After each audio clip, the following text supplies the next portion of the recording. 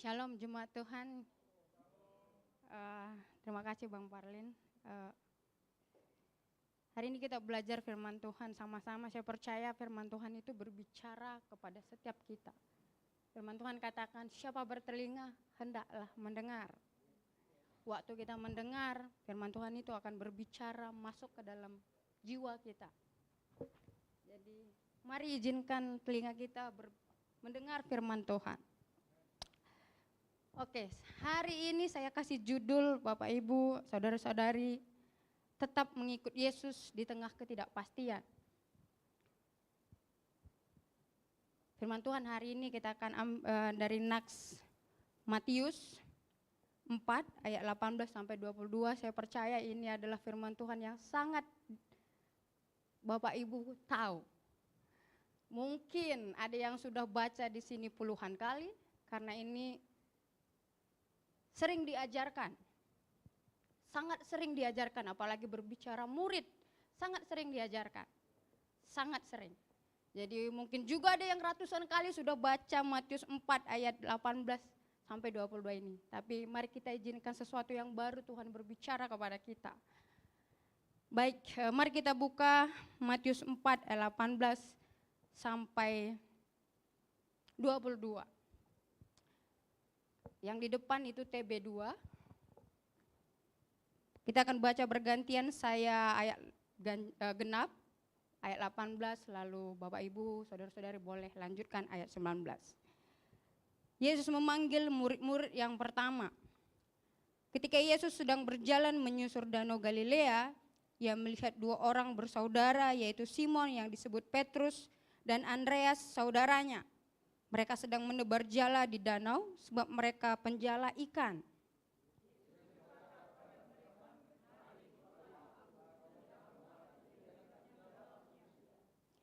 Mereka pun segera meninggalkan jala mereka dan mengikut Dia.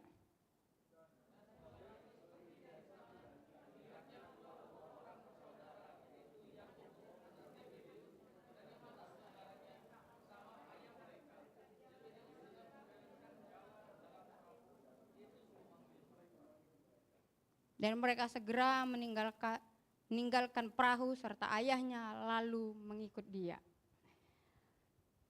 Bapak Ibu, kita sedang berada di zaman yang penuh dengan ketidakpastian. Benar? Benar sekali.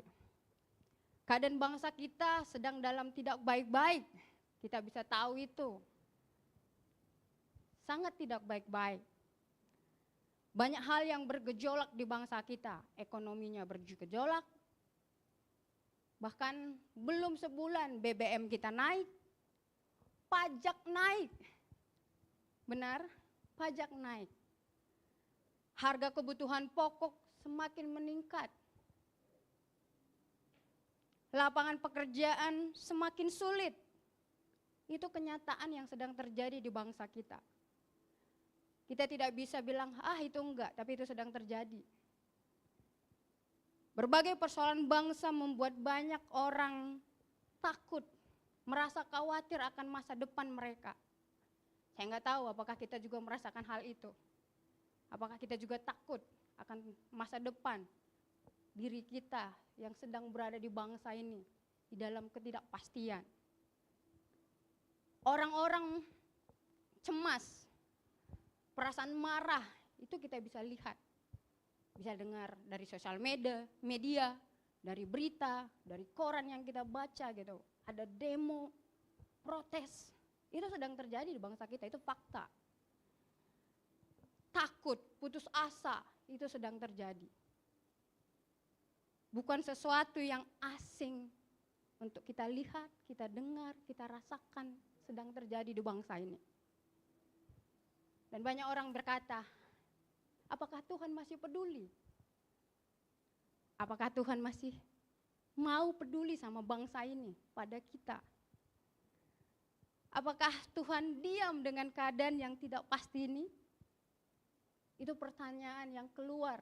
Kalau Bapak Ibu keluar bergaul dengan orang lain, itu ditemukan. Atau mungkin di antara kita juga mungkin ada bertanya seperti itu. Apakah Tuhan diam? Mungkin ada. Bapak Ibu, pertanyaan yang sama itu terjadi bagi bangsa Israel di zaman Yesus sedang berada. Bangsa Israel sedang dijajah bangsa Romawi. Sudah pasti bangsa yang sedang dijajah tidak enak. Tidak ada yang menarik di sana mungkin, karena secara mental itu mungkin tertekan, itu akan terjadi. Dan itulah yang terjadi di zaman Yesus ada di bangsa Israel. Mereka sedang dijajah bangsa Romawi. Kalau kita melihat, membaca sejarah mereka, di zaman itu pajak itu sekitar 20% sampai 45%. Itu gede sekali. Sudah gede, ada korupsi. Bea cukai itu naikin pajaknya. Itu Zakheus ngaku kan, kalau ada yang aku peras Tuhan, aku kembalikan. Artinya bea cukai juga memeras. Itu keadaan bangsa Israel di zaman itu. Rakyat kecil ditindas, ketidakadilan terjadi. Ketidakpastian itu sedang terjadi pada bangsa itu di zaman itu. Sama dengan apa yang kita alami hari ini, mungkin lebih parah mereka. Kita bangsa yang merdeka, cuman keadaan juga tidak ada yang pasti hari ini. Kaum kecil itu seperti petani, nelayan, itu lebih tertindas lagi. Mereka direndahkan secara sosial, secara ekonomi mereka sudah memang miskin dan direndahkan.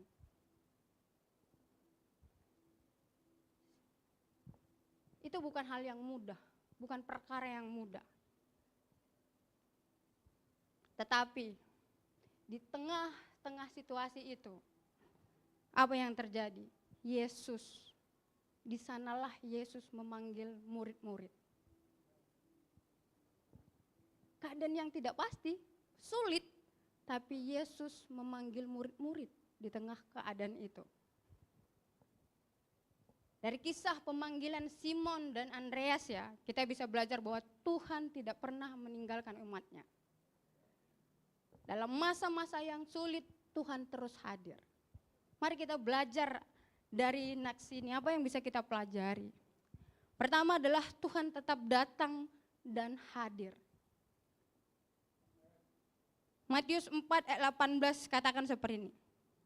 Ketika Yesus sedang berjalan menyusur danau Galilea, ia melihat dua orang bersaudara, yaitu Simon yang disebut Petrus dan Andreas saudaranya. Mereka sedang menebarkan jala di danau sebab mereka penjala ikan. Dikatakan ketika Yesus sedang berjalan menyusur danau Galilea. Galilea bukanlah tempat yang istimewa.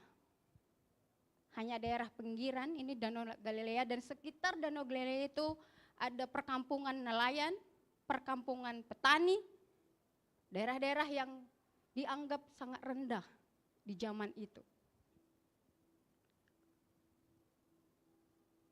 Galilea ini bukan seperti kota Yerusalem. Yerusalem di zaman itu adalah pusat kota, pusat keagamaan, artinya banyak orang berpendidikan di sana. Banyak sekali orang berpendidikan karena pusat agama. Tapi Yesus datang ke Galilea, tempat yang tidak pernah istimewa dianggap masyarakat di sana. Tempat yang dipinggirkan, tempat di mana para petani dan nelayan yang berada. Tapi Tuhan sengaja datang ke Galilea, ke tempat di mana orang-orang tidak menganggap itu istimewa. Tapi Tuhan datang, dia hadir di sana, dan bahkan dia mencari murid-murid di sana. Jadi Yesus hadir sengaja di tengah-tengah kehidupan orang-orang biasa, para nelayan, para petani, Tuhan hadir. Luar biasa ya, Tuhan itu di saat manusia menganggapnya itu bukan sesuatu yang istimewa, tapi Tuhan hadir. Tuhan memperhitungkannya. Tuhan melihatnya istimewa. Bagi manusia mungkin tidak istimewa, tapi bagi Tuhan itu istimewa. Kata melihat, tadi ada ya di ayat 18 katakan ini. Ketika Yesus berjalan menyusur danau Galilea, ia melihat. Melihat. Kata melihat adalah eido dalam bahasa Yunani. Artinya telah melihat, ini kalau bahasa Inggris dia past tense, sudah berlalu, sudah terjadi. Telah mengetahui, telah mengenal. Melihat di sini bukan hanya Yesus itu melihat secara fisik. Dia melihat Simon dan Andreas secara fisik, bukan. Bukan hanya sekedar melihat secara fisik, tetapi mengenal secara mendalam, mengenal secara utuh. Baik itu di masa lalu, saat itu, maupun ke depan tentang hidup Simon dan Andreas. Mengenal secara utuh. Tidak hanya secara fisik, waktu Tuhan bilang di sini dituliskan. Mengenal secara utuh.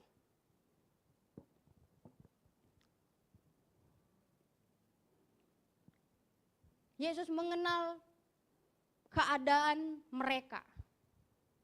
Yesus mengenal pergumulan mereka. Yesus mengenal ketakutan-ketakutan mereka. Yesus mengenal kegagalan mereka. Baik itu di masa lalu, sekarang, maupun di masa depan. Karena Tuhan juga Tuhan atas masa depan. Mereka, Tuhan, Yesus mengenal harapan-harapan mereka. Jadi pengenalan Tuhan itu utuh. Tidak setengah-setengah atas hidup kita. Utuh. Dalam.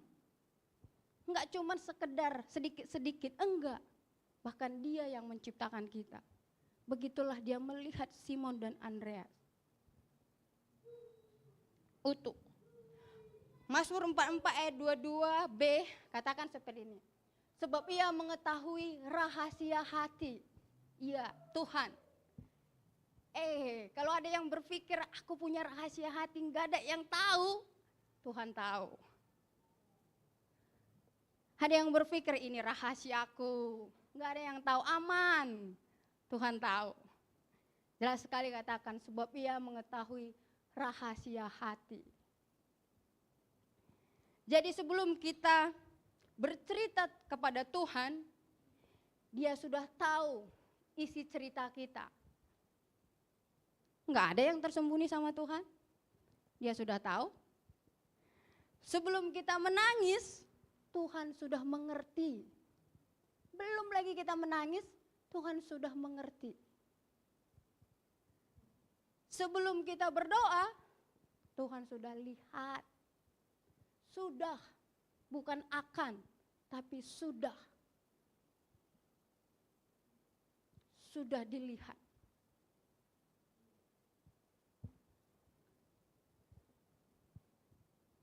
Mungkin hari ini kita, Bapak Ibu semua kita ya ada masalah. Ada pergumulan, ada tantangan yang kita hadapi. Ada pencapaian-pencapaian yang ingin kita capai. Ada kesulitan yang kita hadapi. Tapi ingatlah, Tuhan tidak jauh. Tuhan itu hadir dalam hidup kita. Tuhan melihat seluruh hidup kita. Tadi Tuhan melihat itu utuh. Baik itu masa lalu kita, sekarang maupun masa depan. Dia tidak jauh. Dia hadir di dalam hidup kita. Dia hadir di dalam kesusahan kita. Dia hadir di dalam segala pergumulan kita. Dia hadir. Tuhan hadir. Karena Tuhan mengenal kita sangat dalam dan utuh. Luar biasa ya Tuhan kita. Dahsyat. Waktu dia memanggil Simon, dia sudah duluan tahu siapa mereka. Tanpa mereka bercerita apapun Tuhan tahu. Tuhan sudah tahu. Kedua, Tuhan mengubah identitas. Penjala ikan menjadi penjala manusia. Di tengah-tengah ketidakpastian, semua pergumulan daripada yang dialami oleh Simon dan Andreas. Ini adalah kisah yang sama dengan Lukas 5 ayat 1 sampai 11. Tertulis di sana lebih detail sebenarnya. Mereka pergi menangkap ikan, lalu tidak ada yang mereka dapatkan sebenarnya. Lalu Tuhan menumpang di perahunya Simon, lalu dia mengajar. Setelah mengajar, dia perintahkan kepada Simon untuk menyebarkan jala. Lalu dia bilang, Tuhan, sudah semalaman aku menjala, kami tidak mendapatkan ikan. Tapi karena Tuhan yang perintahkan, kami lakukan. Ini kejadian yang sama. Tuhan tahu, tanpa diberitahu. Tuhan mengubah identitas, penjala ikan menjadi penjala manusia. Matius 4 ayat 19 katakan seperti ini. Yesus berkata kepada mereka, mari ikut aku dan kamu akan kujadikan penjala manusia. Di dalam kamus Hebrew Greek ya, kamus Ibrani atau Yunani, bahasa Inggris aslinya terjemahan langsung ya. And he said to him, come follow after me and I will make you fisher of men. Ada 3 hal yang kita pelajari. Kalau terjemahan bahasa Indonesianya sangat berbeda, sedikit ya berbeda dia. Tapi saya ambil dari kamus. Dia katakan nih, dan dia berkata kepada mereka, mari ikut setelah aku. Dan aku akan menjadikan kamu penjala manusia. Jadi ada 3 hal yang akan kita pelajari bagaimana Tuhan berbicara di sini. Pertama adalah ikut aku. Pertama adalah mari. Diote, bahasa Yunaninya dan bahasa Inggrisnya tadi come follow. Ini bukan kata ajakan undangan saja Bapak Ibu. Saya juga selama ini berpikirnya ini adalah undangan. Jadi di dalam undangan biasanya adalah saya punya pilihan untuk berkata tidak. Benar? Ketika diundang, datangnya ke rumah saya punya hak untuk mengatakan tidak. Tapi ini bukan undangan. Tapi ini adalah kata kerja perintah. Di dalam sebuah perintah tidak ada negosiasi. Ketika Bang Hanes ngasih tahu sama karyawannya sebuah perintah yang dilakukan, saya percaya tidak ada negosiasi mengatakan iya tidak di sana. Tidak ada negosiasi, ya saya tidak mau lakukan perintah. Tapi mungkin dia bisa bernegosiasi gimana caranya. Sama, Tuhan tidak hanya mengundang, tapi dia memberikan perintah untuk datang mengikut dia. Bukan undangan, bukan sekedar ajakan, tapi perintah spesifik sekali untuk selama-lamanya.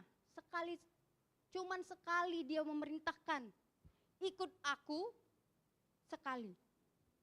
Spesifik, hanya sekali.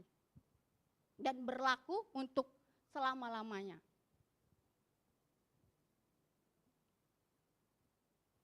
Jadi ini bukan undangan yang bisa kita pilih, aku nggak mau datang gitu. Tapi ini adalah kata kerja perintah. Artinya waktu diperintahkan kita melakukannya, ada effort, ada yang harus kita lakukan untuk mengikut Yesus. Jadi Yesus memanggil mereka dan memerintahkan untuk mengikut Yesus. Untuk meninggalkan hidup lama mereka dan hanya mengikut Yesus. Itulah perintahnya. Tinggalkan cara hidup lama, lalu mengikut Yesus. Itu perintahnya. Tinggalkan cara hidup lama. Kalau cara pemuritan zaman dulu dengan zaman sekarang berbeda.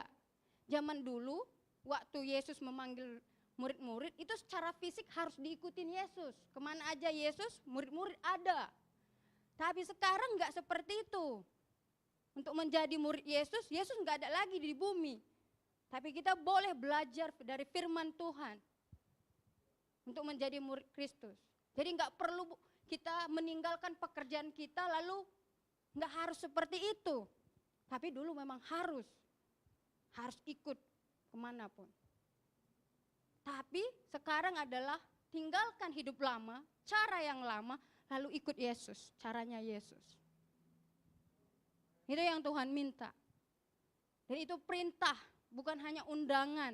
Kalau undangan kita bisa menolaknya, tapi itu perintah. Itu perintah Tuhan kepada Simon dan juga Andreas di saat dia berbicara. Dan itu berlaku kepada kita setiap orang yang percaya. Bukan hanya kepada mereka. Jadi ini adalah perintah yang harusnya kita bilang ya Tuhan. Dan kita mengikut Yesus. Kedua adalah ikutlah aku. Opesio, bahasa Yunaninya. After me. Artinya setelah, sesudah, atau di belakang. Ini adalah keterangan tempat, posisi kita waktu dia panggil. Kata Tuhan, after me, persis di belakang Kristus.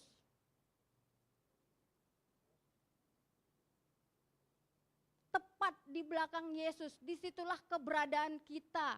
Kalau jauh, pengenalan kita sama Tuhan Sang Guru samar. Sudah pasti samar. Kalau saya bilang saya pengikut seseorang, lalu saya jauh dari dia, udah pasti samar. Lalu Tuhan bilang, persis di belakang aku. Enggak boleh jauh-jauh. Kalau jauh-jauh enggak akan mengenal Tuhan. Enggak akan tahu ajarannya, enggak akan tahu firman-Nya. Enggak akan. Makanya Tuhan bilang di situ persis di belakang dia. Itu tentang posisi. Di mana sekarang posisinya kita? Itu perlu kita tanya. Apakah kita persis di belakang Tuhan atau kita sedang di depan? Jadi pemimpinnya, bukan Tuhan. Ini menjadi yang kita renungkan harusnya. Tepat di belakang Yesus. Yesus yang menjadi pemimpin. Bukan kita. Yesus yang menjadi penentu arahnya. Yesus yang memberi komando. Tepat berada di belakang Yesus artinya dia yang menjadi pemimpin kita. Dia yang memberikan komando. Dia yang menentukan arahnya. Bukan pengetahuan kita. Bukan pengalaman kita. Bukan. Tapi Yesus menjadi penentu arah hidup kita.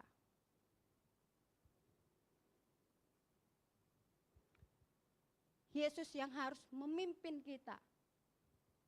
Sekalipun kita punya banyak pengalaman dengan Tuhan, tapi Yesuslah yang harus menjadi pemimpinnya. Bukan pengalaman kita. Karena berjalan bersama Tuhan, selalu saja ada sesuatu yang baru. Tuhan itu secara prinsip, secara mendasar tidak berubah. Tapi secara cara, selalu Tuhan berubah. Tapi dia tidak melanggar kekudusannya, dia tidak melanggar aturannya. Itulah Tuhan. Tapi cara berubah. Makanya harus Tuhan yang di depan kita. Bukan kita yang di depan Tuhan. Itu salah konsep jadinya. Salah konsep. Sesuatu yang salah konsep akhirnya pasti fatal. Gagal. Kalau perusahaan bekerja, dia buat SOP. Lalu dikerjakan di luar dari SOP, itu berbahaya.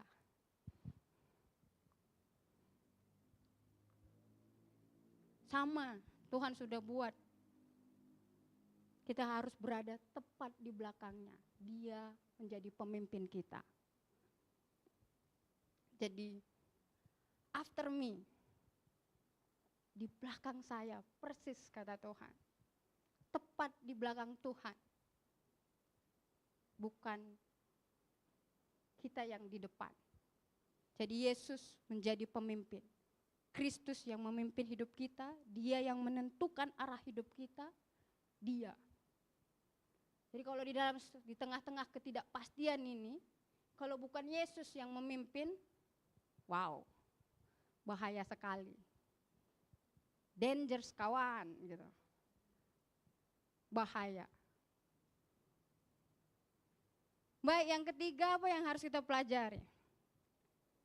Kamu akan kujadikan, poio, Yunani, kamu akan kujadikan kata Tuhan. Artinya melakukan, membuat, menghasilkan, menjadikan, mengadakan, menetapkan.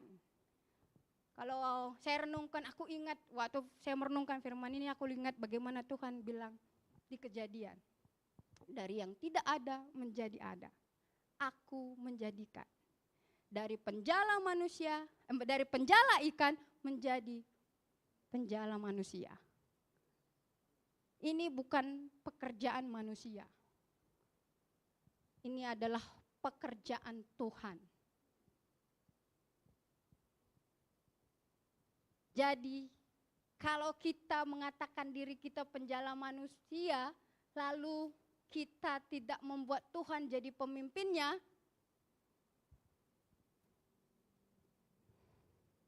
bahaya. Kita akan tidak membawa orang itu kepada Tuhan.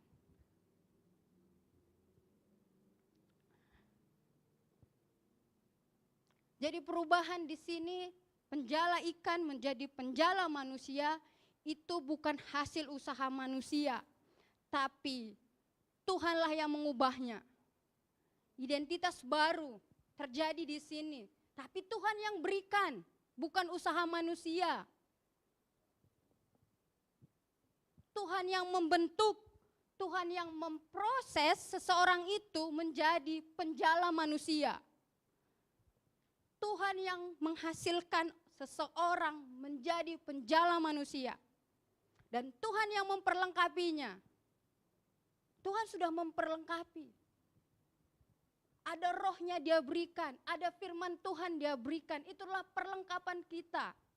Enggak ada yang lain ketika kita diubahkan Tuhan menjadi penjala manusia. Makanya Tuhan yang perlengkapi.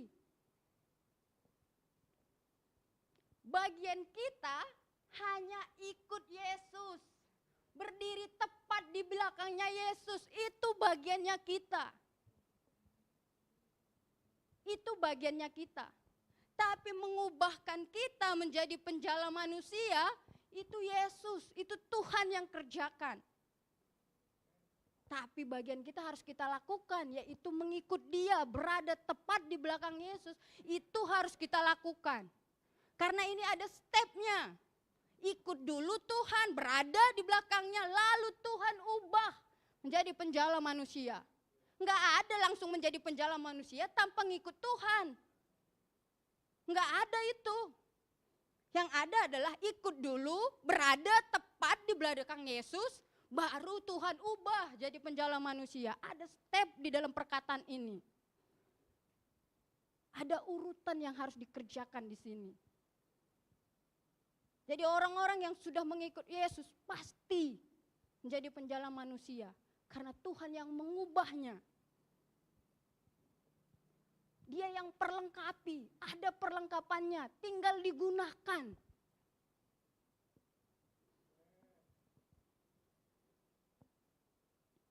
Penjala ikan menjadi penjala manusia. Apa yang perbedaannya? Mari kita lihat.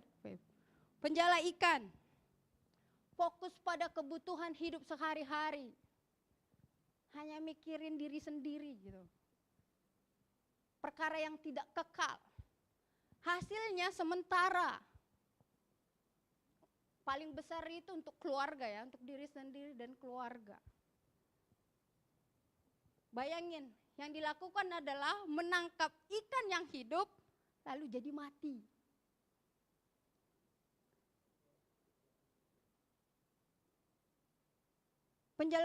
Penjala ikan tangkap yang hidup lalu mati hasil akhirnya. Tapi penjala manusia, inilah transformasi yang Tuhan ubah. Penjala ikan menjadi penjala manusia. Identitas yang Tuhan ubahkan. Fokus pada kerajaan Allah. Nggak lagi lihat diri sendiri.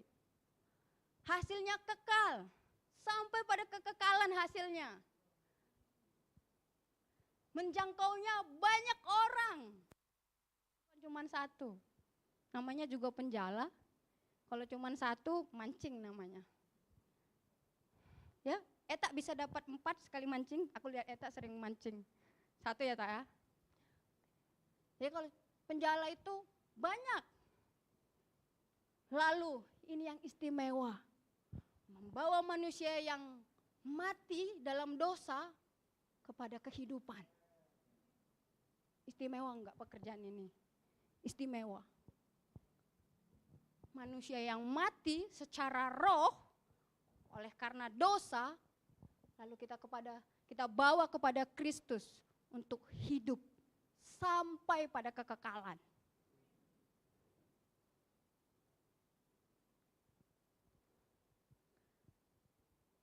Makanya waktu kita menjadi penjala manusia, enggak ada Tuhan, enggak akan bisa. Enggak akan. Makanya Tuhan kasih tadi stepnya. Datang dalam sama Tuhan, berdiri tepat di belakangnya, lalu dia ubahkan jadi penjala manusia. Kapan itu Tuhan datang memanggil murid-murid di saat keadaan juga sulit. Mereka sedang dijajah sama Romawi. Kalau baca buku sejarah tidak enak dijajah sama bangsa Romawi. Keadaan itu, saya percaya keadaan kita sekarang di bangsa ini jauh lebih baik dari keadaan ini. Tapi Tuhan tetap memanggil murid-murid di sana. Dia hadir. Dia menyatakan dirinya, lalu mengambil murid di sana.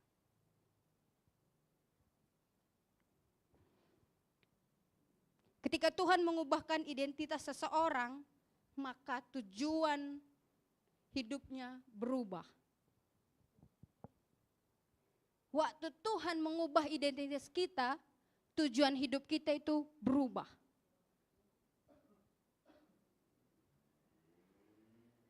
Sama seperti penjala ikan, tadinya tentang aku. Cukup untuk aku dan keluarga aku. Tidak lagi. Kita sekarang berbicara kepada kekekalan, kerajaan Allah.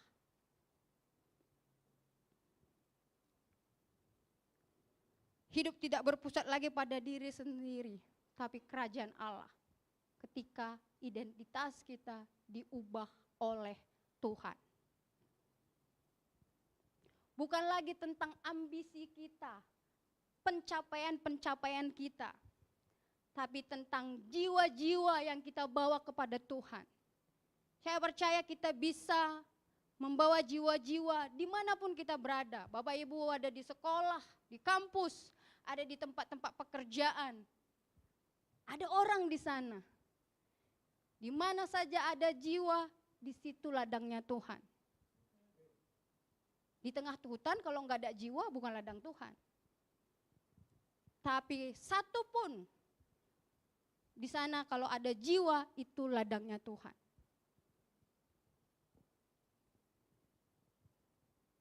Jadi identitas yang Tuhan ubahkan di dalam hidup Simon dan Andreas mengubah tujuan-tujuan hidupnya.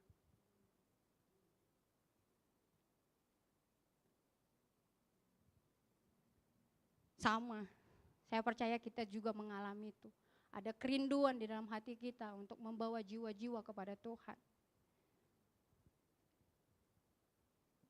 Di tengah-tengah kesulitan ini, saya percaya kesempatan itu besar.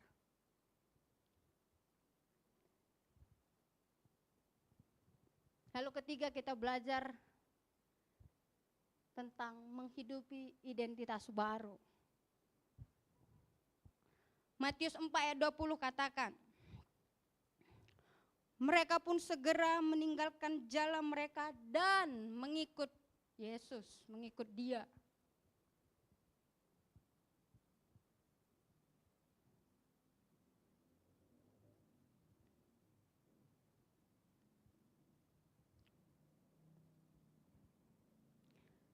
Menghidupi identitas baru, kita menghidupinya dengan ketaatan kepada Tuhan.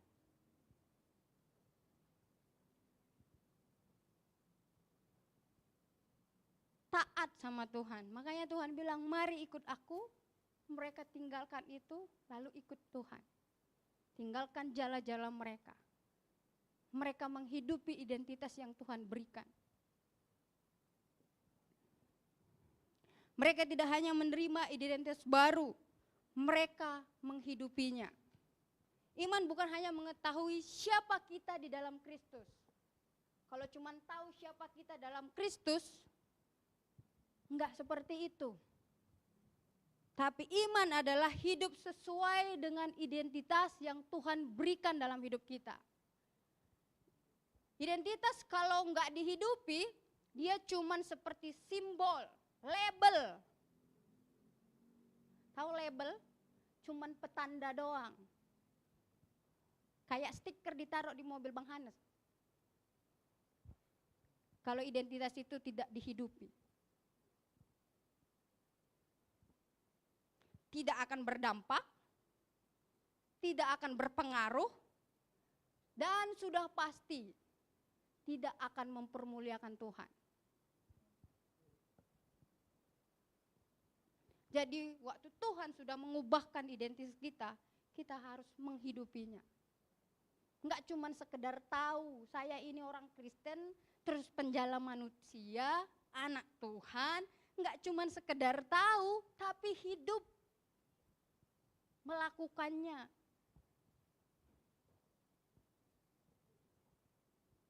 Pertanyaannya, apakah identitas kita itu hanya kita ketahui hari-hari ini? Cuman kita tahu saja, atau kita sungguh-sungguh menghidupinya setiap hari? Apakah kita cuma sekedar tahu, identitas saya itu anak Allah, Tuhan sudah panggil saya, tebus saya, sudah dihapuskan segala dosa saya jadi orang merdeka.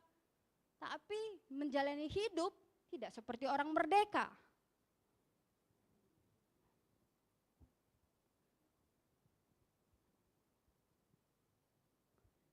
Enggak cuma sekedar tahu, tapi hidup.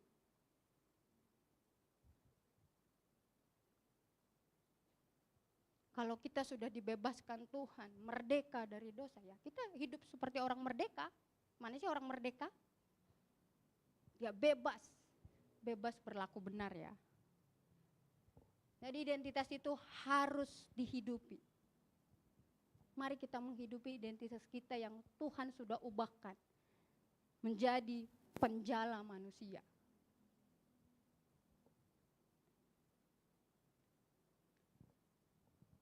Menghidupi identitas berarti menjadi saksi Kristus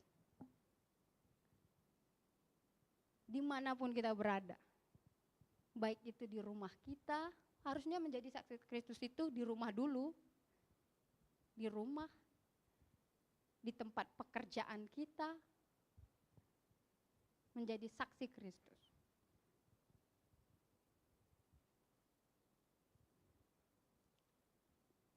Membawa orang kepada Kristus melalui hidup dan perkataan kita. Orang akan melihat perbedaan kita melalui perkataan kita, dari perbuatan kita.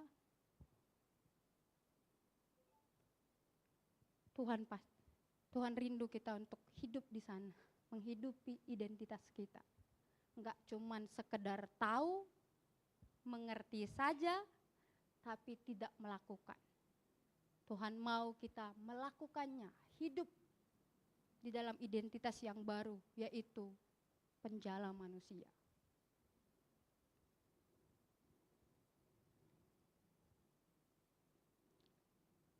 Di tengah-tengah ketidakpastian, Tuhan masih tetap bekerja, peduli, Dia hadir, Dia datang.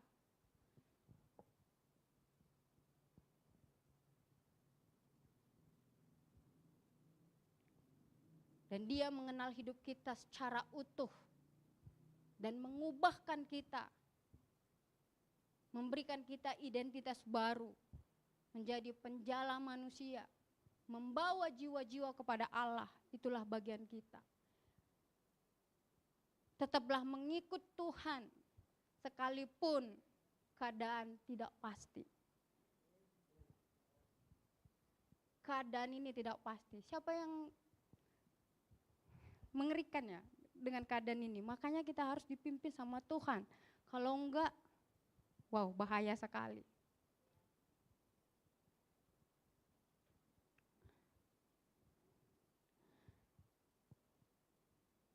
Dan Tuhan memanggil kita untuk hidup sesuai dengan identitas baru kita, yaitu menjadi penjala manusia. Keadaan bangsa ini tidak ada yang bisa menjaminnya akan lebih baik, tidak ada yang bisa menjaminnya. Kita berharap, berdoa betul akan lebih baik. Itu bagian kita sebagai orang percaya. Tapi tidak ada yang bisa menjaminnya. Apakah akan lebih baik atau kemana arahnya.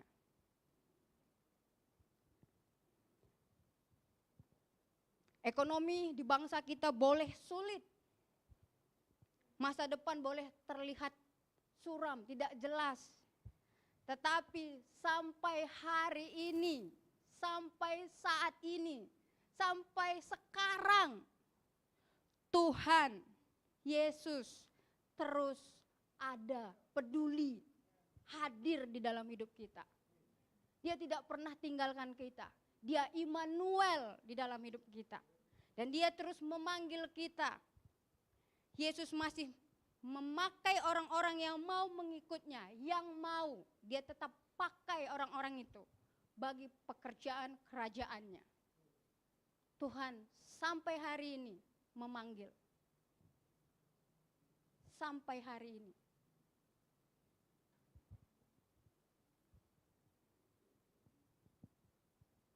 Jadi terlepas dengan keadaan bangsa kita, mungkin apa yang kita alami juga, ketidakpastian yang terus terjadi, tapi marilah tetap kita mengikut Yesus. Sebab dia yang akan memperlengkapi kita. Dia yang akan ada bersama-sama dengan kita. Jadikan dia jadi pemimpin kita. Berdirilah persis di belakangnya, biar dia yang menuntun kita di tengah-tengah ketidakpastian ini. Tetaplah mengikut Yesus. Tuhan memang tidak pernah janjikan keadaan akan selalu baik waktu mengikut dia. Tapi dia selalu ada. Dia hadir, dia datang, dia bersama-sama dengan kita. Jangan izinkan ketakutan kita memimpin langkah-langkah kita. Jangan biarkan kekhawatiran memimpin rancangan masa depan kita. Tapi izinkan Tuhan yang memimpinnya. Izinkan Tuhan yang berada persis di depan kita sebagai pemimpinnya. Saya percaya kita tidak akan salah arah. Tidak akan tersasar, nyasar. Kalau GPS secanggih apapun masih nyasar. Canggih loh GPS, map elektronik. Saya dengar cerita dari salah seorang jemaat di sini, mereka pergi ke Jawa, dibawa ke hutan-hutan gitu. Ya, itulah GPS. Secanggih apapun dia tidak tepat. Tapi Tuhan tepat. Hari ini Tuhan kembali berkata kepada kita semua, mari ikut aku. Dia beri perintah itu kepada kita, mari ikut aku. Apakah kita mau tetap mengikut Yesus di tengah ketidakpastian ini? Apa kita mau menyerahkan hidup kita untuk dibentuk menjadi penjala manusia? Sampai hari ini Tuhan mengajak kita. Ini bukan tawaran tapi perintah. Kiranya kita tidak hanya menerima identitas baru. Enggak cuman aku punya identitas baru nih. Enggak. Udah tahu aku ini anak Tuhan nih, enggak cuman seperti itu. Tapi kita menghidupi identitas itu. Hidup di dalam identitas yang Tuhan berikan. waktu kita menghidupinya, saya percaya nama Tuhan akan dipermuliakan. Tuhan yang akan disanjung, Tuhan yang akan disenangkan. Bagian kita, ikut Dia, berdirilah tepat di belakang Dia.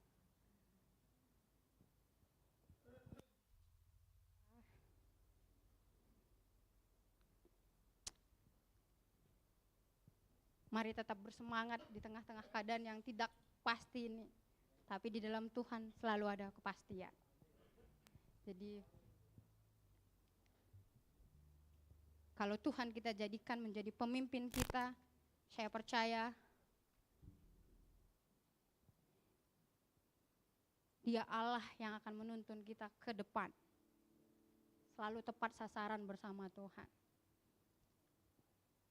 Mari kita siapkan hati,